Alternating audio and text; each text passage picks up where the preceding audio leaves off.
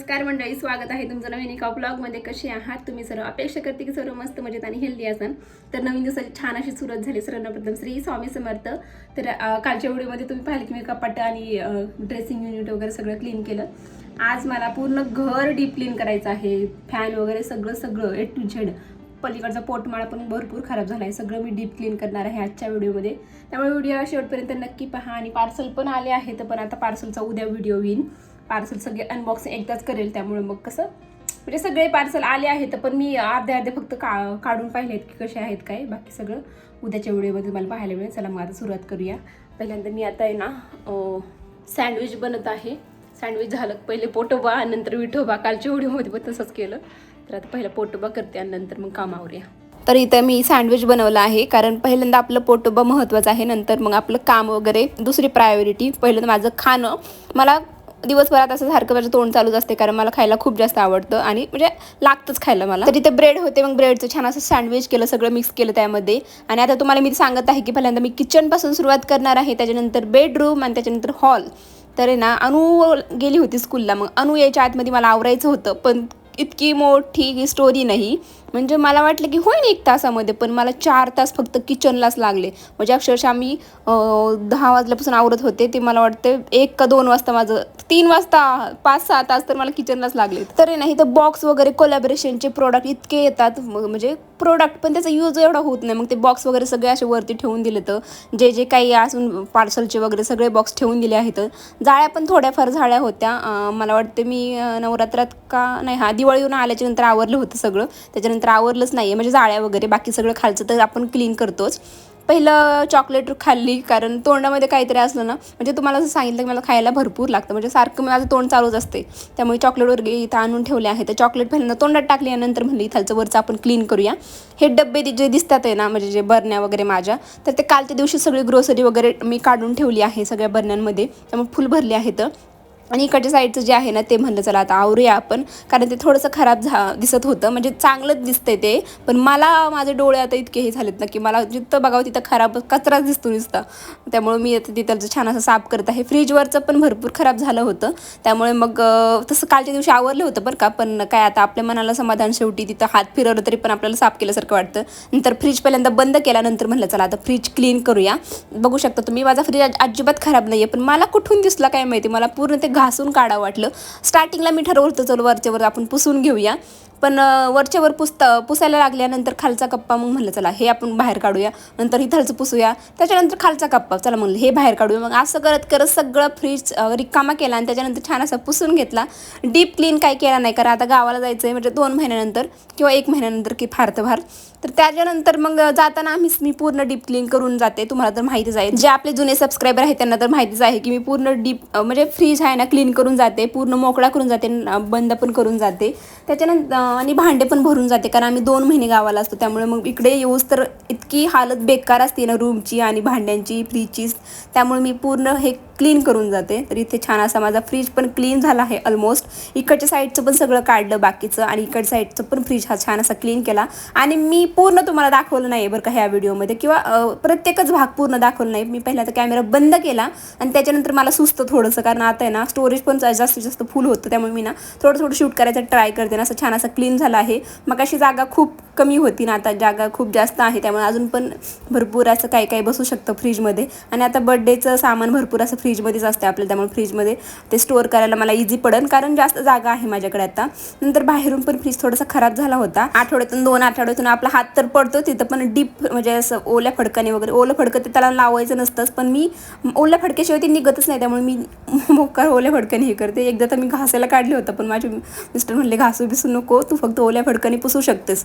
स्टार्टिंगला मला ओल्या फडकं पण लावू देत नव्हते त्याला, पण आता ओल्या फडक्याशिवाय निघतच नाही, त्यामुळे त्यांना पण कळालं आहे. तर बाहेरून पण छान असं क्लीन करून घेतलं. आणि बघू शकता किचनमध्ये एवढा खराब, म्हणजे इतका पसारा झाला होता ना बेमाप, म्हणजे मला बघूनच असं चक्कर यायला झाली होती. मग मी अनुला आणायला गेले, नंतर अनुला घेऊन पण आले आणि मग त्याच्यानंतर चेंज वगैरे केलं. चला म्हटलं आता पलीकडचा कॉर्नर आवरूया. अनुचं काय काय बडबड चालू होती, पण आता खूप मोठा व्हिडिओ होईल त्यामुळे मी थोडंसं फास्ट घेतलं आहे. तर पलीकड साईडला मी पाट ठेवते असं, आणि त्याच्यावर जे काय नाही का आपल्याला लगेच लागतं असं ते सामान तिथं ठेवते. मिक्सर पण असतो तिथेच, त्यामुळे इझी पडतं. आणि किचन भरपूर मोठं आहे त्यामुळे ते खूप मोकळा दिसतो. त्यामुळे ना असं पलीकड साईडला हे ठेवलं ना की त्याच्यात थोडंसं सामान राहतं, मग ते भारी वाटतं. पलीकडचं कॉर्नर एकदम छान असं डेकोरेट केलं आहे. मनी प्लांटचं झाड तिथं ठेवते त्यामुळे छान वाटतं. तर हे ना थोडासा खराबच झाला होता पाट, त्यामुळे त्याला पण छान असं घासून काढला. मला किटली भरण्या वगैरे सगळं घासायचं आहे, ते आता उद्या घासेल. तर एका दिवशी भरपूर लोड मला सहन होत नाही, कारण सीझर आहे आधीच. त्यामुळे पाठ दुखते. म्हणजे जास्त लोड आला की पाठ इतकी भयानक लेवलला दुखते ना की सांगूच शकत नाही. तरी ते ना छान असं सगळं मी डबे पहिल्यांदा पुसून घेतले, कारण आजच्या दिवसापुरतं तरी ते भारी वाटलं पाहिजे. नाहीतर माझे मिस्टर म्हणतात काय आल्याच्यानंतर काय केलं नक्की, सगळं तर तसं दिसते, काय केलं म्हणजे त्यांना दिसतच नाही. म्हणजे खराब कचरा लगेच दिसतो, निगेटिव्हिटी लगेच दिसते, पण पॉझिटिव्हिटी जे आपण चांगलं केलेलं असेल काम ते अजिबात नाही दिसणार. असं आहे की नाही तुमच्या घरी, नक्की कमेंटमध्ये सांगा. म्हणजे आपण जितकं पण आवरू देत त्याचं कौतुक कोणच नाही करणार, आणि अपेक्षा पण नाही बरं का, मला तर अजिबात अपेक्षा नाही की तुम्हाला कौतुक करा वगैरे. पण वाटतं ना यार, आपण इतकं दिवसभर म्हणजे सकाळपासून आपण राबतोय पण आपलं कौतुक कोणीच नाही केलं. ठीक आहे चला, ही सगळ्यांच्याच बाबतीत होत असेल. तर बघू शकतात मी असं पलीकडचं असं कॉर्नर आहे ना डेकोरेट म्हणजे भांडे तिथे असे ठेवले आहेत.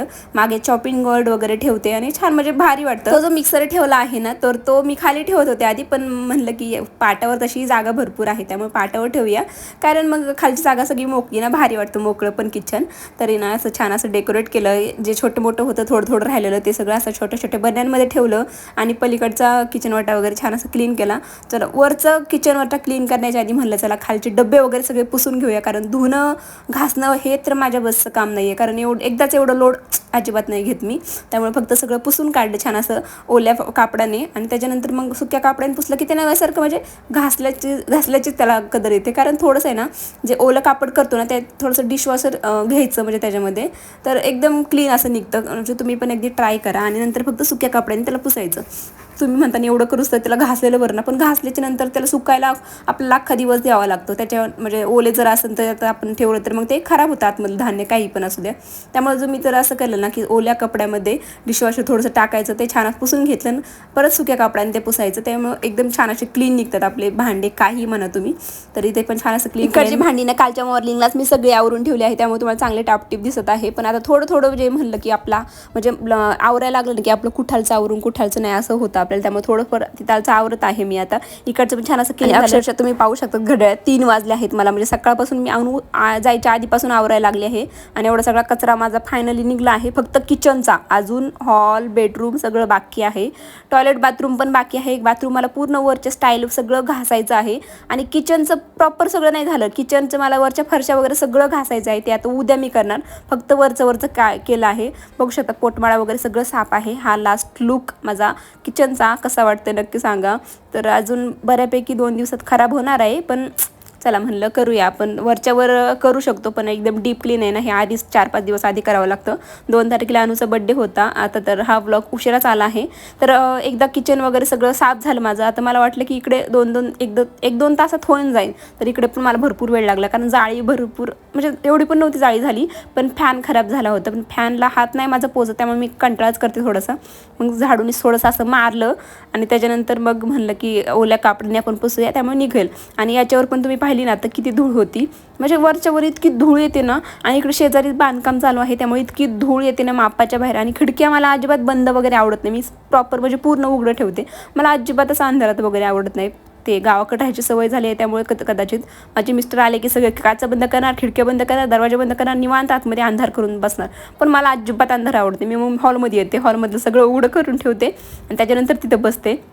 तर आहे ना, सकाळीच मी ठरवलं होतं की आता दुपारी आवरायचं आहे ना, मग ही बेडशीट वगैरे सगळं तसंच राहू दे, मी अजिबात ह्याला काहीच नाही लक्ष देणार, फक्त मी किचन पहिलं साफ करूया. पण किचनलाच इतका वेळ गेला की बेडरूममध्ये येण्यालाच जमलं नाही मला.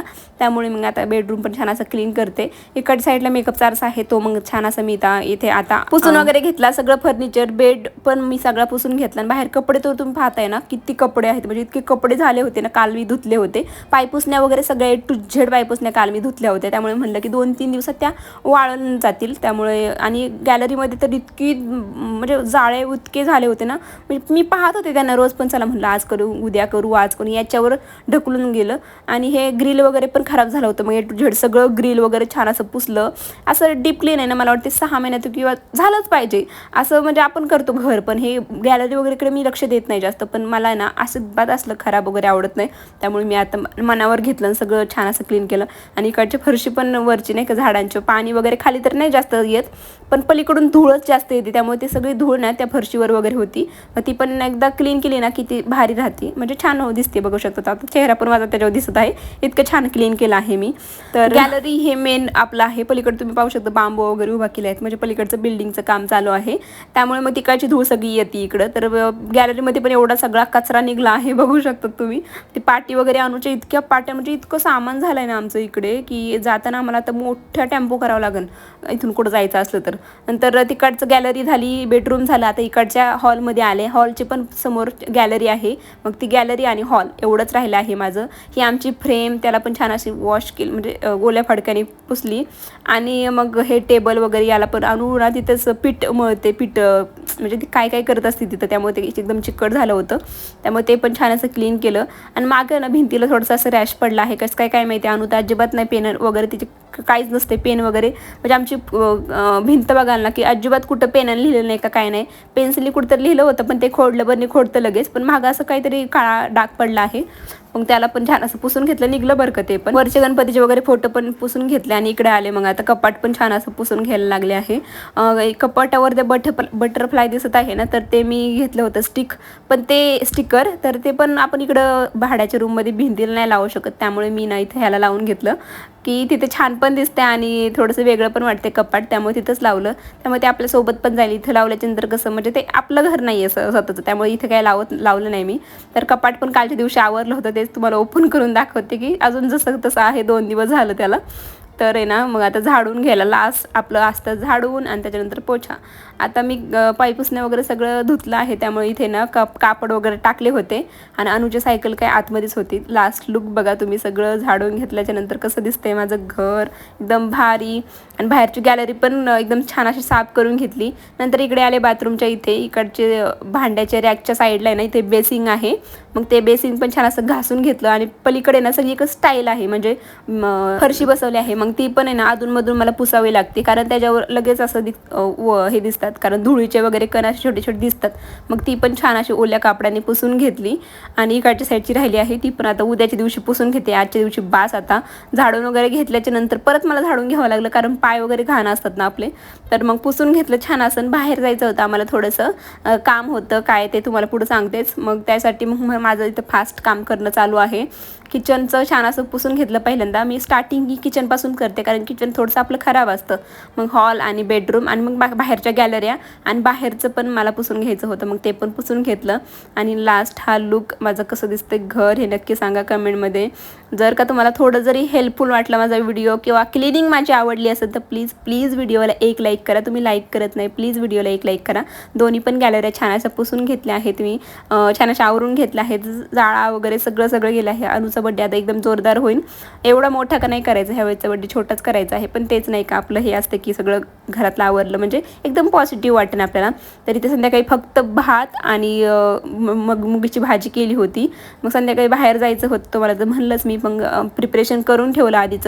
नंतर अनुला असं खूप समोसे खाऊ वाटले. मग तिच्या अनुवादाने आम्ही पण सगळ्यांसाठी समोसे वगैरे घेतले. बरं झालं म्हणलं फक्त भात केला, त्यामुळे समोसे मग एकदम भारी होईल. तर ही मुलगी ना एका सरांची मुलगी आहे, तर ती ॲडमिट होती. त्यामुळे तिला भेटायला आम्ही गेलो होतो. मग तिला भेटायला पण काय नेलं होतं तिथून.